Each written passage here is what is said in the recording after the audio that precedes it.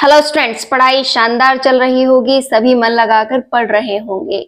आज हम एक मोस्ट इम्पॉर्टेंट पॉइंट पर बात करने वाले हैं। हम में से बहुत से ऐसे स्टूडेंट्स हैं जिन्होंने तैयारी लेट स्टार्ट की थी। अब तैयारी लेट स्टार्ट की मतलब सिलेबस में भी वो लोग पीछे रहे, कईयों का सिलेबस अभी तक पूरा भी नहीं हुआ है और कई ऐसे स्टूडेंट्स हैं जिनका सिलेबस पूरा हो गया है और उनका रिवीजन चल रहा है। अब डाउट ये आता है कि जिन स्टूडेंट्स का अभी तक सिलेबस पूरा नहीं हुआ है या फिर वो बहुत पीछे चल रहे हैं, तो उनमें एक अलग ही भावना आ गई है कि कैसे मेरा भी सिलेक्शन हो सकता है या नहीं, क्योंकि मेरे से तो बहुत से ऐसे स्टूडेंट्स हैं जो आगे चल रहे हैं, बहुत से ऐसे स्टूडेंट्स हैं जिनका सिलेबस हो गया है, रिवीजन भी हो गया है और रिवीजन पे रिवीजन वो लोग कर रहे हैं। मेरा सिलेक्शन नहीं हो सकता, सिलेक्शन तो उन लोगों का होगा। बात आपकी भी सही है, जो जितनी ज्यादा मेहनत करेगा सिलेक्शन तो उसी का होगा। कि मेहनत सही दिशा में और सही तरीके से अगर की जाएगी तो सिलेक्शन उसी का होगा। लेकिन बात अब ये आ जाती है कि हमने भी तो विचार बना लिया है कि हम भी सिलेक्शन लेंगे, हमारा भी तो पूरा चल रहा है कि हाँ हम भी तैयारी कर रहे हैं, तो क्या हमारा सिलेक्शन नहीं होगा? होगा। आप में भी वो काबिलियत है, आप भी उसे पा सकते हैं, लेकिन अब आपको मेहनत क्या करनी होगी? बहुत अधिक करनी होगी। कैसे? कि उनको पकड़ना है, ठीक है, फिर उनसे आगे निकलना है, तो मेहनत तो हमें उनसे ज्यादा ही करनी है। अब वो कैसे हो, कैसे सही दिशा की हम मेहनत करें और कौन से वो बिंदु हो जिन पर चलकर हम भी उनके अकॉर्डिंग आ जाए या फिर उनके बराबर आ जाए, उनसे आगे निकल जाए या फिर हम ही कंपीट कर जाए, आज हम उसी पॉइंट पे डिस्कस करने वाले हैं। तो हम जानते हैं वो बिंदु जिन्हें फॉलो करते हुए हम कितने भी अगर पीछे रह गए हैं तो भी हम आगे आ सकते हैं, हम भी कंपटीशन का हिस्सा बन सकते हैं। देखिए, कंपटीशन है ही नहीं, कंपटीशन हमसे ही होता है, हम ही ने कंपटीशन को तैयार किया है और हम ही इस कंपटीशन को फाइट भी करने वाले हैं। तो कैसे उन छोटे छोटे बिंदुओं पर ध्यान दिया जाए जिनसे कि तैयारी बहुत अच्छी हो जाए। आप तो एक चीज नोटिस कर चुके होंगे कि अब वो समय तो नहीं बचा है कि हम एक एक बिंदु को डीपली जाकर पढ़ें, उसको गहराई से जाकर पढ़ें, वहां जहां से उसकी स्टार्टिंग होती है वहीं से उसको पढ़ें। अब हमें वो टेक्निक भी लगानी होगी जहां पर बहुत शॉर्ट में या फिर बहुत सही तरीके से उसे समराइज करके हमारे सामने उपस्थित किया गया हो। जैसे मैं हिस्ट्री की बात करूं तो अब वो समय नहीं है कि आप जाएं 9th-10th की हिस्ट्री पढ़ें, 11th-12th की हिस्ट्री पढ़ें, उसके बाद एक रेफरेंस बुक लाएं उसे पढ़ें और उसके बाद निचोड़ निकालकर अपने लिए एक मटेरियल तैयार करें। अब इतना समय तो बचा नहीं है, लेकिन अब किया क्या जाए? तो अब आपको करना ये होगा, सबसे पहले आप एक सॉल्व पेपर लीजिए, ठीक है। सॉल्व पेपर आपने लिया, सॉल्व पेपर को आपने पढ़ा, ठीक है। स्टार्टिंग में आप पाएंगे कि उसमें जो क्वेश्चन आता जा रहा है उस क्वेश्चन के अंदर एक बिंदु है। जैसे साइकोलॉजी का कोई क्वेश्चन आप पढ़ रहे हैं, हिस्ट्री का आप कोई क्वेश्चन पढ़ रहे हैं, जैसे एग्जांपल के रूप में हिस्ट्री का एक क्वेश्चन लेते हैं। जैसे एक क्वेश्चन आपने पढ़ा वो जलियांवाला बाग हत्याकांड पर था, ठीक है। एक क्वेश्चन आपने पढ़ा वो विपिन चंद्र पाल पर था। एक क्वेश्चन आपने पढ़ा जो कि लाला लाजपत राय पर था। एक क्वेश्चन मुगल काल पे था। तो वो सारे क्वेश्चन जब आपने पढ़े तो उनके वो पॉइंट्स नोट कर लिए। जैसे मुगल काल का एक क्वेश्चन पूछा गया है, इधर जलियांवाला बाग पे एक क्वेश्चन पूछा गया है, इधर विपिन चंद्र पाल पे एक क्वेश्चन पूछा गया है। तो वो 4-5 बिंदु आपने क्या कर लिए, सारे नोट कर लिए, एक पेपर आपने पूरा सॉल्व कर लिया। देखिए, उसमें से बहुत से ऐसे क्वेश्चंस होंगे जो आपको नहीं आ रहे हैं, लेकिन आपको एक बार स्पीडली अपना टाइम ध्यान में रखते हुए कि हाँ कितना समय मैंने इस पेपर को पढ़ने में लगाया है, ये सब बिंदु आपको ध्यान में रखना है, क्योंकि हमें हर एक बिंदु पर काम करना होगा। फिर आपने उस क्वेश्चन पेपर में से बहुत सारे ऐसे बिंदु होंगे जो छांट लिए होंगे, ठीक है। अब आपको क्या करना है, आज का टारगेट सेट करना है कि हाँ हिस्ट्री के अंदर ये बिंदु मैंने छांटे हैं, आज मैं इन पर काम करने वाला हूँ। जैसे आज मैं मुगल काल को लेता हूँ। अब मुगल काल अपने आप में एक अच्छा टॉपिक है, बड़ा टॉपिक है, तो एक दिन में एक हिस्ट्री का एक ही टॉपिक आप कर पाओगे, ठीक है। तो आपने मुगल काल को लिया। अब आप कोई अच्छी सी रेफरेंस बुक ले लीजिए, कोई भी बुक हो सकती है, वो नाथ पब्लिकेशन की हो सकती है, दीनदयाल पब्लिकेशन हो सकता है, सिखवाल हो सकता है, अवनी पब्लिकेशन हो सकता है, कोई भी पब्लिकेशन हो सकता है, ठीक है। उसमें से आपने मुगल काल लिया। अब मुगल काल को आपको बहुत स्पीडली पढ़ना है एक बार, ठीक है। आपको समझ में आएगा इसमें अकबर आया है, इस तरीके से उसने यहाँ यहाँ महल बनवाए थे, ये था फतेहपुर सीकरी, ये था यहाँ पर उसने इस तरीके का, मतलब जो भी आपके सामने बिंदु आया आपने बहुत अच्छे से पढ़ा, ठीक है, अंडरलाइंस कर ली। अब आपको क्या करना है, पूरे दिन एक टारगेट बनाना है कि कल इसका टेस्ट है, कि कल मुझे इस टॉपिक का टेस्ट देना है और टेस्ट में मुझे क्या करना है, टॉप करना है। कि कल मैं सबसे आगे आने वाला हूं या आगे आने वाली हूं, लेकिन मुझे ये टेस्ट फाइट करना है, मैं इस टेस्ट को क्लियर करके रहूंगी। ठीक है, एक ही मनोदशा रखनी है कि कल ही इसका टेस्ट है, आज के दिन में मैं इसे जितनी बार पढ़ सकूं, जितना शानदार पढ़ सकूं, जितना अच्छा तैयार कर सकूं, आज मैं करूंगी। ठीक है, वो टॉपिक जैसे ही आपका तैयार होगा, जब आप दूसरे दिन उसका टेस्ट देंगे। अब टेस्ट कहाँ देंगे, जैसे बहुत सारे पब्लिकेशन तो साथ में ही टॉपिक वाइज आपको बुकलेट प्रोवाइड करवाते हैं, या फिर आप ऑनलाइन भी जाकर टॉपिक वाइज टेस्ट दे सकते हैं। जो भी आपकी सुविधा के अकॉर्डिंग रहे वो आप कीजिएगा।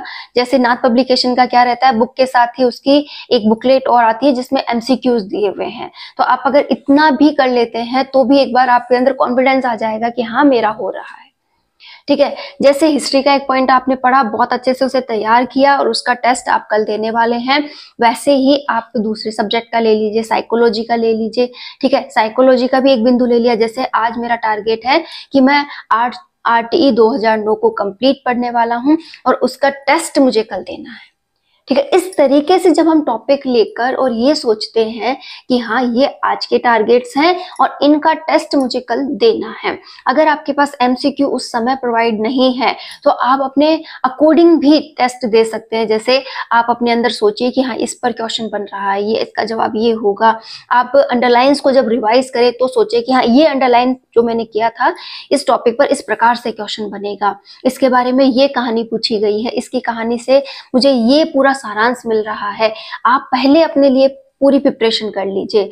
आप बाद में जाकर कुछ दिनों के अंदर अपने लिए कोई टेस्ट सीरीज ले लीजिएगा, या फिर आप अभी से ले लीजिए, कोई टेस्ट सीरीज ले लीजिए, या फिर आप ऑफलाइन मार्केट से ला करके भी बहुत सारे टेस्ट सॉल्व कर सकते हैं। देखो मेहनत तो लगेगी, अब टाइम आपको बढ़ाना पड़ेगा क्योंकि आपको जो आगे निकल चुके हैं उन स्टूडेंट्स को भी पकड़ना है, साथ ही साथ उनसे आगे निकलना है। तो अगर आपने कोई ख्वाब सजाया है, आप कुछ पाना चाहते हैं, तो मेहनत तो अब बढ़ा दो, क्योंकि आप बहुत पीछे हो चुके हो। तो पीछे से आगे आना मतलब जो आगे जा चुके हैं उनसे दुगनी मेहनत करना।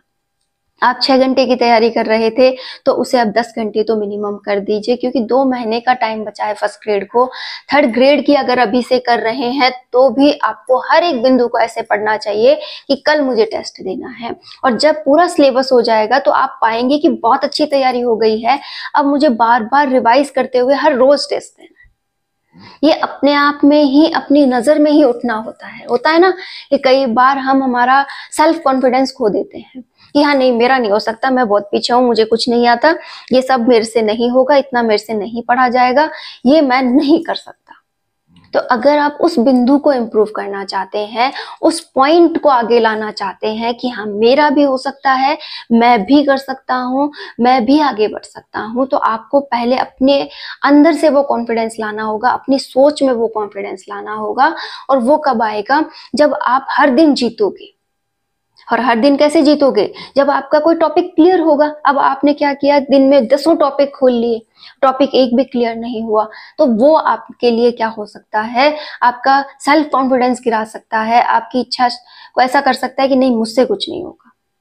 तो आप प्लीज ऐसा ना करें। दिन के आपके अकॉर्डिंग, मतलब आपकी कैपेसिटी कितनी है, आप 4 टॉपिक बेस्ट कर सकते हैं, आप 5 टॉपिक बेस्ट कर सकते हैं, या फिर आप 3 ही टॉपिक बेस्ट कर सकते हैं, वो आप कीजिएगा। देखो लिमिट आपको ही बढ़ानी पड़ेगी कि हाँ मुझे अपना क्राइटेरिया बढ़ाना है, मुझे ज्यादा से ज्यादा टॉपिक दिन में खींचने हैं, मुझे पढ़ने की स्पीड बढ़ानी है।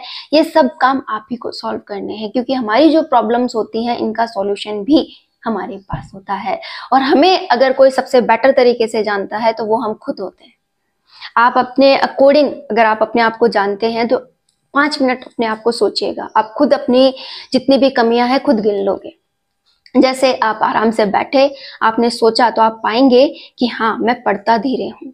शायद देखो हो सकता है सबकी अलग अलग हो, ठीक है, मैं पढ़ता तो हूँ लेकिन मैं उस पर ध्यान केंद्रित नहीं कर रहा हूँ, या फिर मेरे पास सारे सोर्सेज तो अवेलेबल हैं लेकिन मैं अदर सोर्सेज में खोया रहता हूँ कि यार उसके पास ये है, मुझे वहां से तैयारी करनी चाहिए, नहीं इसका पहले मुझे वीडियो देखना चाहिए, एक वीडियो से काम नहीं चला दूसरा वीडियो देखना चाहिए, या फिर ये बुक सही नहीं है।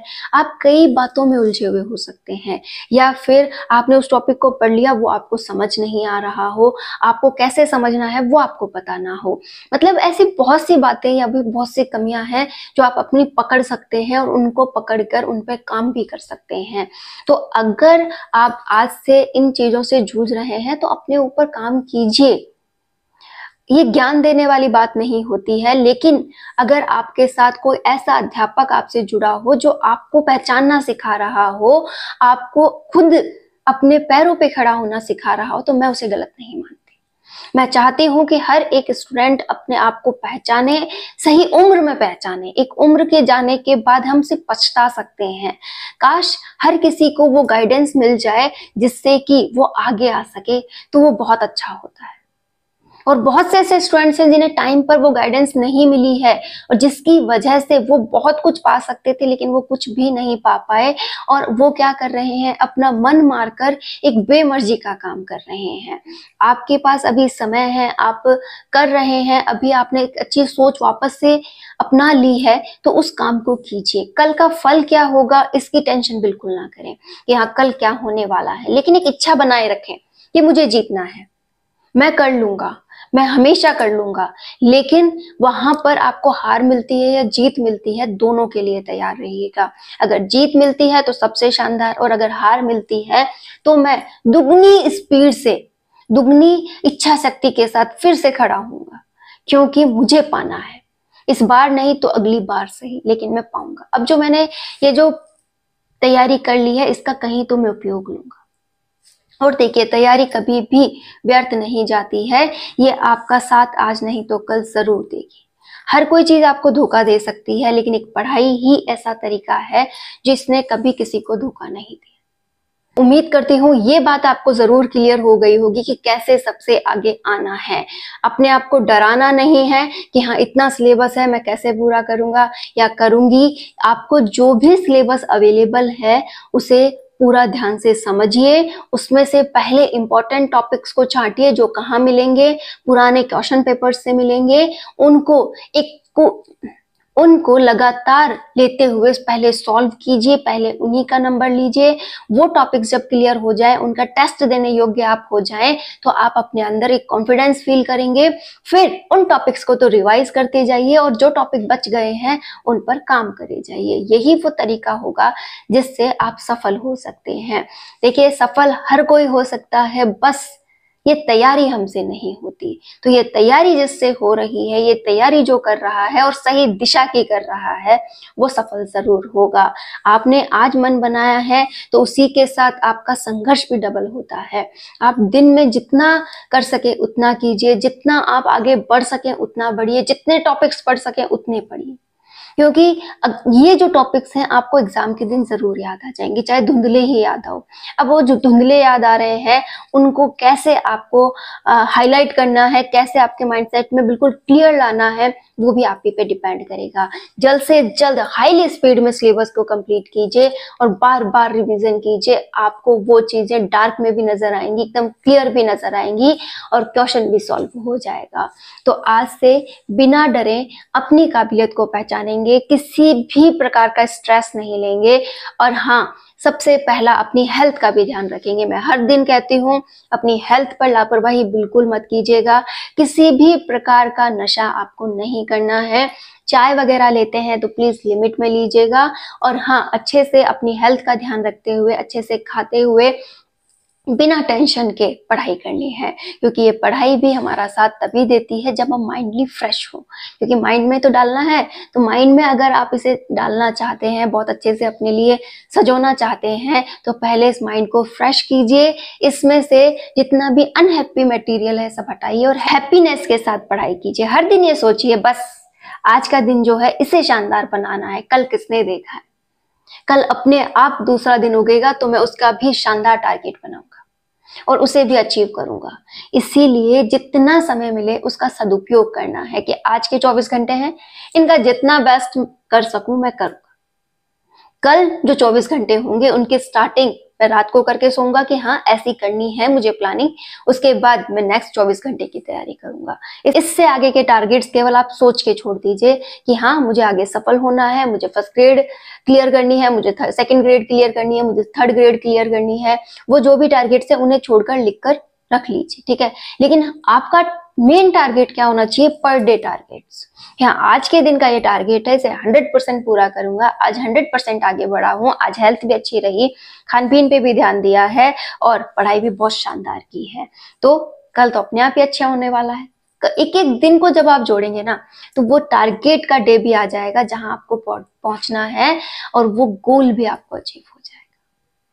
तो मेरे स्टूडेंट्स, मैं केवल इतना ही कहना चाहूंगी कि आप जितना अपने आप को पहचानेंगे उतना ही आप काबिल होते जाएंगे। हर दिन कुछ सीखिए, हर दिन आगे बढ़िए और हमेशा खुश रहिए। All the best.